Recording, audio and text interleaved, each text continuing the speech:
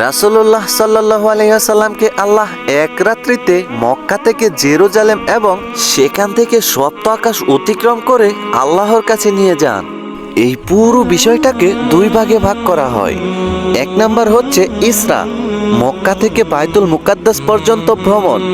দুই নাম্বার হচ্ছে মিরাজ, বায়তুল মুকাদ্দাস থেকে আসমানে আরোহণ। মিরাজ থেকে আসার পর কাফেরদের প্রতিক্রিয়া।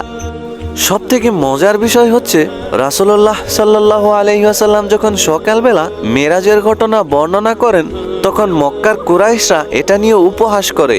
তারা বলেন, এক রাতেই মক্কা থেকে বায়তুল মুকাদ্দাসে গিয়ে ফিরে আসা অসম্ভব, আমাদের তো উট নিয়ে দিনের পর দিন লাগে সেখানে পৌঁছাতে। কাফেররা তখন রাসূল সাল্লাল্লাহু আলাইহি ওয়াসাল্লামকে পরীক্ষা করার জন্য বায়তুল মুকাদ্দাসের কিছু বিবরণ জানতে চায়, কেননা অনেকেই সেখানে গিয়েছিল।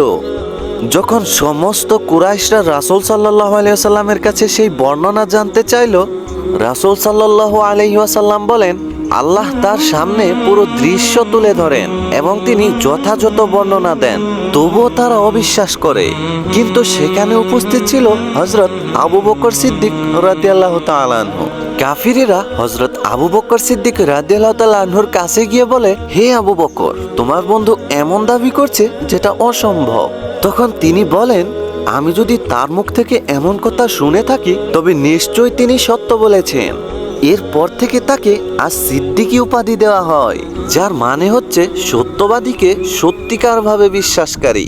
আবু বকর সিদ্দিক রাদিয়াল্লাহু তাআলা আনহু প্রমাণ করে দিলেন, ঈমান মানে হচ্ছে একজন সত্যবাদী রাসূলকে নিশ্চিতভাবে সত্যিকারভাবে বিশ্বাস করা।